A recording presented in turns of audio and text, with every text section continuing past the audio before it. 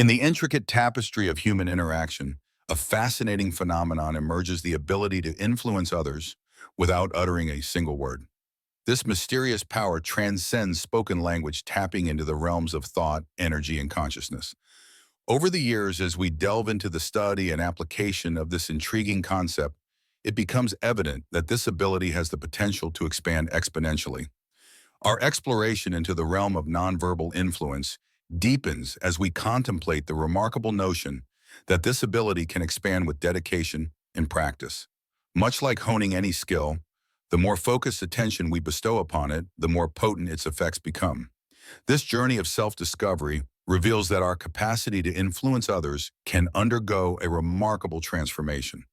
It's akin to focusing a magnifying glass to harness the power of the sun's rays. As we consistently concentrate our thoughts and intentions on how we perceive others, a profound shift occurs. Individuals who may have appeared one way in our past experiences can genuinely transform when they re-enter our presence. In addition to our personal lives, this transformative process impacts our professional endeavors, team dynamics, and everyday interactions in public.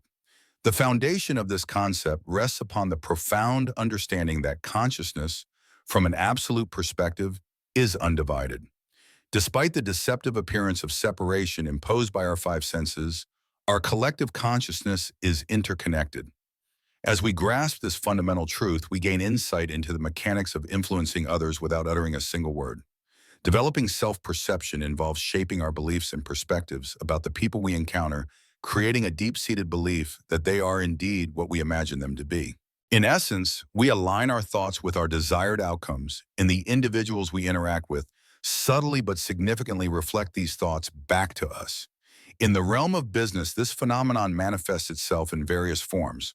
Whether we're dealing with team members, clients, or partners, our ability to influence them non-verbally becomes a potent tool. Imagine a scenario where a team member who previously displayed resistance or skepticism towards a project begins to transform before our eyes. Their attitude shifts, their contributions become more aligned with our objectives, and collaboration flows naturally as they harmonize with the thoughts we subconsciously instilled in their minds. This transformation occurs without persuasion. Similarly, in our personal lives, our relationships with family, friends, and acquaintances undergo a profound shift as we cultivate this skill. It's as if the people we encounter begin to embody the qualities we've envisioned, creating a harmonious and mutually beneficial dynamic that unfolds effortlessly. Before we proceed, let's explore a fascinating aspect of William Walker Atkinson's life. He authored a multitude of books under various aliases, including Theron Q. Dumont Yogi Ramacharaka and the intriguing Magus Incognito. One of his notable works, The Kabbalion, connects with our theme today. This book, often attributed to three initiates, aligns with Atkinson's teachings on the seven Hermetic principles. Additionally, the secret doctrine of the Rosicrucians bears resemblance to the Kabbalion, highlighting the interconnectedness of his works. In our exploration of influencing others without uttering a word, it's crucial to grasp the foundational concept of self-persuasion. This art centers around the degree to which we persuade ourselves regarding how reality operates in our interactions with others. It hinges on the profound understanding that our beliefs and perceptions about individuals shape the way they respond to us. Instead of expending energy on convincing or persuading others to conform to our desires, we initiate a subtle yet powerful process. We accept deep within our subconscious that they are as we envision them, and this acceptance sets the stage for a remarkable transformation in our interactions. In this process, our thoughts, beliefs, and the people we encounter work together in harmony. When we subconsciously accept certain truths about others, they naturally reflect these truths in their behavior towards us. It's a dynamic that goes beyond mere wishful thinking. It's a fundamental shift in our perception of reality. The individuals in our lives, whether in personal or professional spheres, act as mirrors reflecting the thoughts we've embraced about them.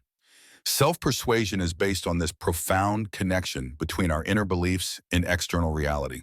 In practical terms, consider the scenario of a business leader working with a team member who initially seemed to clash in their approach. Instead of engaging in the often counterproductive efforts of persuasion and force, the leader adopts the art of self-persuasion. They imagine their team member in a light that aligns with their desired outcome envisioning a harmonious working relationship. They set their intention for a successful collaboration. During their interactions, they subtly acknowledge even the slightest shifts in the team member's behavior that correspond with their envisioned ideal. With this mental process based on self-persuasion, no overt arguments or persuasion is required. A shift in the mindset of the leader causes the team member to naturally align with the vision of the leader. This art of self-persuasion is not limited to professional relationships. It extends to our personal lives as well. Our interactions with family members, friends, and even chance encounters with strangers can be profoundly influenced by our beliefs. By subconsciously accepting certain truths about the people we encounter, we pave the way for harmonious connections. The individuals we engage with begin to embody the qualities we've envisioned, fostering a positive, mutually beneficial atmosphere. It's a subtle but powerful transformation that occurs as we navigate our daily interactions. Using William Walker Atkinson's profound insights, we gain a deeper understanding of how to influence others without verbal communication. He sheds light on the intriguing concept of thought waves and their role in the realm of influence. Atkinson's teachings are a testament to the power of our thoughts and how they extend beyond the confines of our minds to shape the world around us. According to Atkinson, when we generate a thought or feeling, it sets into motion a flow of mental energy that radiates from us in the form of thought waves. While invisible to the naked eye, these waves possess a remarkable property. They can cause similar vibrations in the minds of those within their field of influence. Atkinson elucidates this phenomenon, stating that these thought waves have the property of awakening similar vibrations in the minds of other people coming within their field of force, according to the laws of mental influence. As this profound observation illustrates, our thoughts are interconnected and exert subtle yet profound influence on others. To illustrate the concept, imagine a scenario where you enter a room filled with people and you sense an invisible yet palpable energy in the air. This energy, as Atkinson suggests, is the interplay of thought waves, the collective mental vibrations of those present. Individuals who have cultivated an understanding of this phenomenon can harness its power to foster positive interactions and influence those around them. Atkinson's teachings invite us to recognize that our thoughts are not confined solely to our minds. They extend outward, shaping the thoughts and emotions of those who come into contact with our mental vibrations. Atkinson's wisdom extends beyond mere theory, offering practical applications in our daily lives.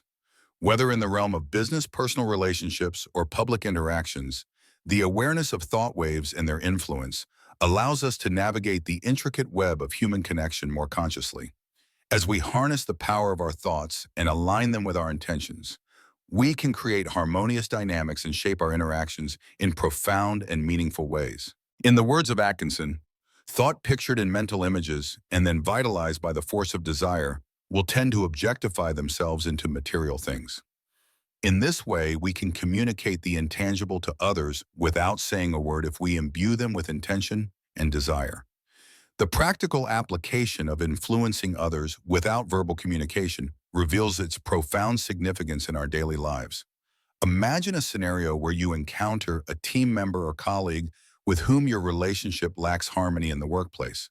Instead of resorting to the conventional tactics of persuasion or argument, you can apply the principles we've explored. Begin by visualizing this individual in a manner that aligns with your ideal vision of your working relationship. Set a clear intention that the interaction will unfold positively. During or after your encounters, observe even the subtlest shifts in their behavior that resonate with the qualities you've envisioned. This approach eliminates the need for forceful persuasion and encourages a natural transformation in their attitudes and actions. In essence, you're letting your subconscious beliefs about them shape their responses, a process grounded in self-persuasion. This transformative method isn't confined to professional relationships alone. In our personal lives, it holds the key. And so we return to the story of a man too great to be understood. You remember where we left off, a man rising above comfort, tradition, and the ordinary expectations of love, choosing instead a higher calling. Napoleon didn't fall because he was weak. He fell because the world couldn't comprehend a man who wouldn't kneel. Of course, he didn't listen to their warnings. He couldn't afford to. He was too busy bending history to his will. They called him a monster, a tyrant, an egomaniac. But those were just labels, easy names for what people fear. What they really feared was his refusal to conform, to settle, to love like everyone else. They feared a man who wouldn't trade greatness for affection, who wouldn't stop to be held, who wouldn't dilute his purpose for anyone's comfort.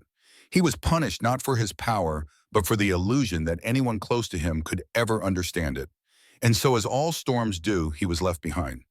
In the end, even the emperor stands alone. Even the lion with all his strength and glory dies with no one at his side. Here's the hard truth no one dares to say out loud: a man must choose. He must choose between building an empire or building a nest. One will give him legacy, the other warmth, but never both. And while average men who never shake the world, are often praised, celebrated, loved, it is the great ones, the rare ones, who are misunderstood, exiled, alone. These are the men who etch their names into time, not because they were adored, but because they refused to stop. So if you're a man chasing something, real truth, greatness, the eternal, you must prepare yourself.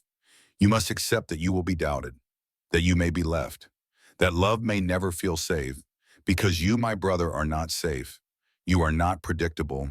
You are not tame, and that makes you dangerous. But don't ever forget this: the world bows to danger. Still, maybe you're asking yourself the question that lingers in the silence. Why?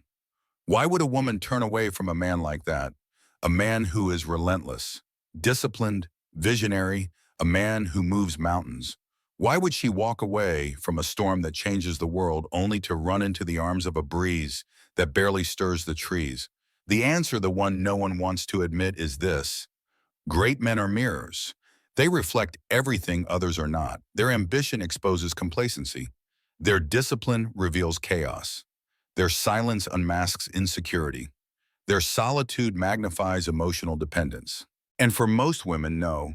For most people, that reflection is unbearable.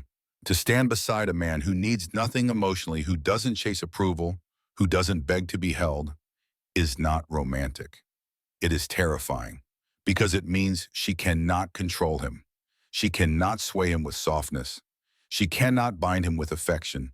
She cannot place a leash of emotion around his neck and call it love. He does not orbit her. He does not pause for doubt. He moves forward. And if she cannot keep up, he keeps going. And women, many of them, don't like that gamble. They'll never say it aloud, but deep down, most are not choosing based on admiration. They choose based on emotional leverage. They choose the man who can be softened, who can be paused, who will hold her when she cries, even if it means dropping everything he's building. The man who will put his dreams on hold to make her feel like the center of his world. But the great man, he doesn't do that. He doesn't pause. He doesn't shrink. He builds. And yes, he bleeds for it. He's not heartless, but his heart is trained. He's not unloving. But love is not his compass. Purpose is, and that makes him unreachable for most women, not because he's cruel, but because he's different. He isn't looking to be held. He's looking to build. And she's not looking to walk beside a titan. She's looking for a man who makes her feel safe, heard, prioritized. That is the quiet, almost shameful truth behind why so many women settle upward in appearance, but downward in substance. He looks like a man. He talks like a man. But inside, he is soft clay, easily molded by her moods, her doubts, her needs. He is not a threat to her comfort, and therefore he is not a threat at all. But here's the bitter twist: she will never truly admire him. She might love him, she might cling to him, she might even marry him. But deep in her bones, she knows she did not choose a king. She chose a servant who looked like one. And you who refuse to kneel, who work in silence at 2 a.m., who burn with a vision no one else can see yet, you were not rejected for your flaws. You were rejected for your fire, for the intensity of your soul, for the fact that loving you would require her to rise, to become more, to stand taller. And most people, men or women, don't want that. They don't want to rise. They want to rest. So don't envy the mediocre man. Pity him. Yes, he may be loved, but he will never be truly respected, never needed in the way that shakes a soul. He will be tolerated, used, maybe even cherished, but never followed, because nothing about him leads. And you were never meant to be loved like the rest. Your life is a storm, not a lullaby. Your road is steep, not smooth. And your reward won't come from comfort. It will come from conquest. Not conquest over others, but conquest over yourself, over the loneliness, the doubts. The voices that whisper, just be what they want. Let them go. Let her go. Let the dream of being fully understood die. Because you were never made for a woman's comfort. You were made for a man's purpose. And yes, it will cost you.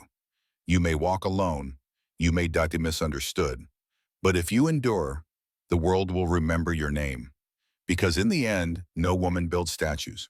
No woman writes history. No woman leads nations into battle or vision into reality. Men do, and they do it alone. Bleeding, focused, unloved, but unstoppable. So stop asking why she didn't choose you. You already know. She didn't want greatness. She wanted comfort. And you, brother, you are not comfort. You are danger. And the world still bows to danger.